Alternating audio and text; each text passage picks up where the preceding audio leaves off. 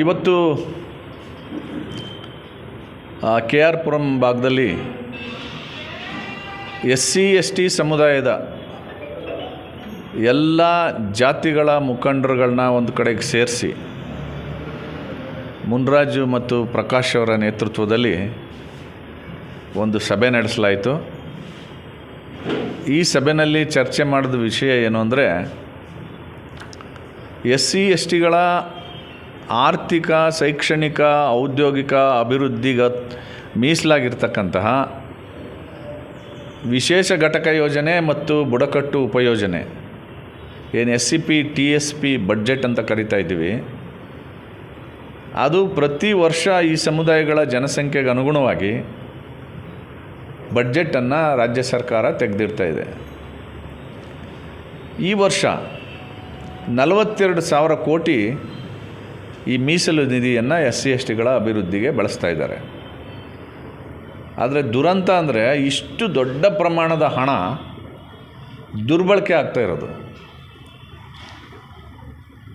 ಮೊದಲನೇ ವರ್ಷ 23-24ರಲ್ಲಿ 12,000 ಕೋಟಿ ಗ್ಯಾರಂಟಿಗಳಿಗೆ ತಗೊಂಡ್ರು SCP TSP ಹಣವನ್ನು. ಎರಡನೇ ವರ್ಷ 24-25ನೇ ಸಾಲಿನಲ್ಲಿ 13,000 ಕೋಟಿನ ತೆಗೆದಿಟ್ಕೊಂಡ್ರು.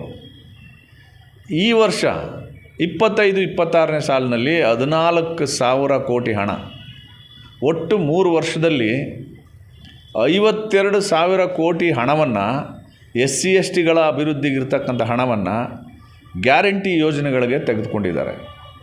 ಇದರ ಪರಿಣಾಮ SC/STಗಳ ಆರ್ಥಿಕ ಅಭಿವೃದ್ಧಿ ಕುಂಠಿತ ಆಗಿದೆ. ಪ್ರತಿ ವಿಧಾನಸಭಾ ಕ್ಷೇತ್ರಕ್ಕೆ ಒಂದು ಕಾಲದಲ್ಲಿ 100 ಗಂಗಾ ಕಲ್ಯಾಣ ಯೋಜನೆಗಳನ್ನು ಕೊಡ್ತಾಯಿದ್ರು. ಸಾವಿರಾರು ಎಕರೆ ಜಮೀನನ್ನು ಖರೀದಿ ಮಾಡಿ ಕೊಡ್ತಾಯಿದ್ರು. ಸಾವಿರಾರು ಯುವಕರು ಸ್ವಯಂ ಉದ್ಯೋಗಿಗಳಾಗಿ ಬದುಕನ್ನು ಕಟ್ಕೋತಾಯಿದ್ರು. ಇಂತಹ ಯೋಜನೆಗಳಿಗೆ ಖರ್ಚು ಮಾಡಬೇಕಾಗಿರೋ ಹಣವನ್ನು ಗ್ಯಾರಂಟಿಗಳಿಗೆ ಕೊಟ್ಟಿರೋದ್ರಿಂದ SC/ST ಕುಟುಂಬಗಳು ಇವತ್ತು ಆರ್ಥಿಕವಾಗಿ ಸ್ವರ್ಗೋಗ್ತಾ ಇವೆ. ಈ ಜಾಗತೀಕರಣ ಯುಗದಲ್ಲಿ SC/ST ಕುಟುಂಬಗಳನ್ನು ಆದಾಯ ಬರುವಂತಹ ಯೋಜನೆಗಳನ್ನು ರೂಪಿಸಬೇಕಾಗಿತ್ತು. ಆಸ್ತಿಯನ್ನು ಸೃಜನೆ ಮಾಡ್ತಕ್ಕಂಥ ಯೋಜನೆಗಳಿಗೆ ಬಳಸಬೇಕಾಗಿತ್ತು. ದುರದೃಷ್ಟವಶಾತ್ ಈ ಸರ್ಕಾರ ಕಳೆದ 3 ವರ್ಷದಲ್ಲಿ ಅದನ್ನು ಗ್ಯಾರಂಟಿಗಳಿಗೆ ಬಳಸ್ತಾ ಇದೆ. ಸೊ ಇದನ್ನು ಪ್ರಶ್ನೆ ಮಾಡಲಿಕ್ಕೆ ಎದ್ದು ನಿಲ್ಲಬೇಕಾಗಿದ್ದಂಥ ಎಲ್ಲ ಸಂಘಟನೆಗಳು ಇವತ್ತು ಸೈಲೆಂಟ್ ಆಗೋಗಿವೆ. ಸೊ ಹಾಗಾಗಿ ಮುನ್ರಾಜವರು ಮತ್ತು ನಮ್ಮ ಪ್ರಕಾಶ್ ಅವರು ಮತ್ತು ಅವ್ರ ಗೆಳೆಯರು SC/STಯ ಎಲ್ಲ ಸಮುದಾಯದ ಮುಖಂಡರನ್ನು ಸೇರಿಸಿ ಇದ್ರ ಬಗ್ಗೆ ಒಂದು ಜಾಗೃತಿ ಮೂಡಿಸೋ ಕೆಲಸವನ್ನು ಮಾಡೋಣ, ನೀವು ಬಂದು ಈ ವಿಷಯ ಮಂಡನೆ ಮಾಡಿ ಅಂತ ಹೇಳಿದ್ರು. ನಾನು ಬಂದು ವಿಷಯ ಮಂಡನೆ ಮಾಡಿದ್ದೀನಿ. ಕನ್ವಿನ್ಸ್ ಆಗಿದೆ. ಮುಂಬರುವ ದಿನಗಳಲ್ಲಿ ಇದನ್ನು ಒಂದು ಚಳವಳಿ ರೂಪಕ್ಕೆ ತಂದು ಜನಾಂದೋಲನವಾಗಿ ಪರಿವರ್ತನೆ ಮಾಡಲಿಕ್ಕೆ ಕೆಲಸ ಮಾಡೋಣ ಅಂತ ಹೇಳಿ ಎಲ್ಲರೂ ಕೂಡ ಎಂಡಾರ್ಸ್ ಮಾಡಿದ್ದಾರೆ. ಸೊ ಮುಂದಿನ ದಿನಗಳಲ್ಲಿ ಇದಕ್ಕೊಂದು ಚಳವಳಿ ರೂಪವನ್ನು ಕೊಡುವಂಥ ಕೆಲಸವನ್ನು ಎಲ್ಲ ಗೆಳೆಯರ ಜೊತೆಗೆ ಸೇರಿಕೊಂಡು ನಾವು ಮಾಡ್ತೀವಿ.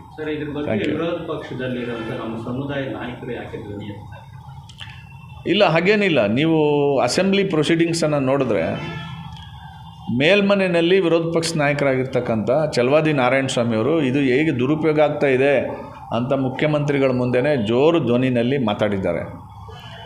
ಅದೇ ರೀತಿ ಕೆಳಮನೆಯಲ್ಲಿ ಆರ್ ಅಶೋಕ್ ಅವರು, ಸುನೀಲ್ ಕುಮಾರ್ ಅವರು ಮತ್ತು ನಮ್ಮ BJP ರಾಜ್ಯಾಧ್ಯಕ್ಷರಾದಂಥ ವಿಜೇಂದ್ರ ಅವರು, ಇವರು ಕೂಡ ಧ್ವನಿ ಎತ್ತಿದ್ದಾರೆ.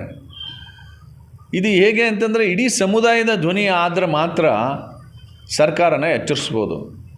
ಅಸೆಂಬ್ಲಿನಲ್ಲಿ 10 ನಿಮಿಷ 15 ನಿಮಿಷ 1 ಗಂಟೆ ಚರ್ಚೆ ಆಗೋದ್ರ ಮೂಲಕ ಇದು ಯಾವುದೇ ರೀತಿಯಾದಂಥ ಫಲ ಕೊಡಲ್ಲ. ಹಾಗಾಗಿ ಹೊರಗಡೆ ಸಮುದಾಯ ಎದ್ದು ನಿಲ್ಲುವಂಥ ಕೆಲಸವನ್ನು ಮಾಡಬೇಕಾಗಿದೆ. ಅದಕ್ಕೆ ಜಾಗೃತಿ ಮೂಡಿಸುವಂಥ ಕೆಲಸವನ್ನು ನಾವೆಲ್ಲ ಸೇರಿ ಮಾಡ್ತಾಯಿದ್ದೀವಿ. ಮುಂದಿನ ದಿನಗಳಲ್ಲಿ ಇದನ್ನು ತಡೀಲಿಕ್ಕೆ ಬೇಕಾದಂಥ ಒಂದು ಜನಾಂದೋಲನವನ್ನು ರೂಪಿಸಬೇಕಾಗಿದೆ. ಆ ದಿಕ್ಕಿನಲ್ಲಿ ಹೆಜ್ಜೆ ಇಡ್ತಾಯಿದ್ದೀವಿ. ಎಲ್ಲ ಸಂಘಟನೆಗಳ ಜೊತೆಗೂಡಿನೇ ಮಾಡಬೇಕು. ಇದನ್ನು ನೀವು ಒಬ್ಬರು ಇಬ್ಬರು ಮಾಡೋವಂಥದ್ದಲ್ಲ. ನಾನು ಹೇಳಿದ್ನಲ್ಲ,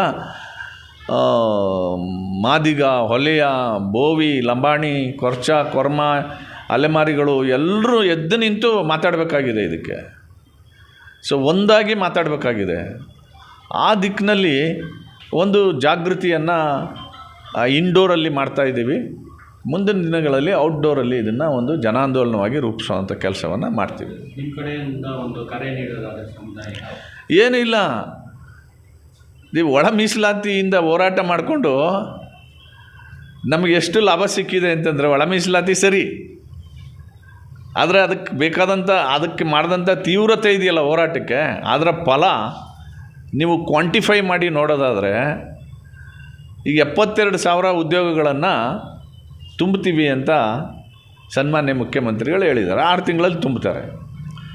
ಇದರಿಂದ SCಗಳಿಗೆ ಸಿಗ್ತಕ್ಕಂಥ ಉದ್ಯೋಗಗಳೆಷ್ಟು ಅಂದರೆ 8,000. ಈ 8,000 ಉದ್ಯೋಗದಿಂದ ಬರೋ ಆದಾಯ ಎಷ್ಟು ಅಂತಂದರೆ, ಒಟ್ಟು ಇಡೀ ರಾಜ್ಯದಲ್ಲಿ 8,000 ಕುಟುಂಬಗಳಿಗೆ ಆವ್ರೇಜ್ 50,000 ರೂಪಾಯಿ ಸಂಬಳ ಅಂದರೆ 8,000 ಕುಟುಂಬಗಳಿಗೆ 480 ಕೋಟಿ ಅನುಕೂಲ ಆಗುತ್ತೆ. ಇದ್ರ ಬಗ್ಗೆ ನಾವು ಎಷ್ಟು ತೀವ್ರತೆಯಿಂದ ಹೋರಾಟ ಮಾಡಿದ್ದೀವಿ. ಆ ತೀವ್ರತೆಯ ಹೋರಾಟ 40,000 ಕೋಟಿ ಎಲ್ಲೋಗ್ತಾ ಇದೆ ಅಂತ ಹೋರಾಟ ಮಾಡ್ತಾ ಇಲ್ವಲ್ಲ. ಸೊ ಆ ಹಿನ್ನೆಲೆಯಲ್ಲಿ ಇದಕ್ಕೊಂದು ಹೊಸ ಸ್ವರೂಪವನ್ನು ಕೊಟ್ಟು ಇದೊಂದು ಜನಾಂದೋಲನ ಆಗಬೇಕು. ಆಮೇಲೆ ಇಡೀ ಸಮಾಜ ಎದ್ನಿಂತು ಒಂದು ಡಿಕ್ಲೇರ್ ಮಾಡಬೇಕು, SCP TSP ಹಣವನ್ನು ಹೀಗೇ ಖರ್ಚು ಮಾಡಬೇಕು ಅಂತ ಇಡೀ ಸಮುದಾಯನೇ ಎದ್ನಿಂತು ಮಾತಾಡಿದಾಗ ಯಾವುದೇ ಸರ್ಕಾರ ಬರಲಿ ಪಾಲಿಸಿಗಳನ್ನ ಅದರ ಆಧಾರದ ಮೇಲೆ ಮಾಡಬೇಕಾಗ್ತದೆ. ಆ ರೀತಿ ಒತ್ತಡ ತರುವಂಥ ಕೆಲಸವನ್ನು ಸಮುದಾಯ ಮಾಡಬೇಕು ಅಂತ ನಾನು ಚರ್ಚೆ ಮಾಡ್ತಾಯಿದ್ದೀನಿ. ಒಂದು ಪಾಸಿಟಿವ್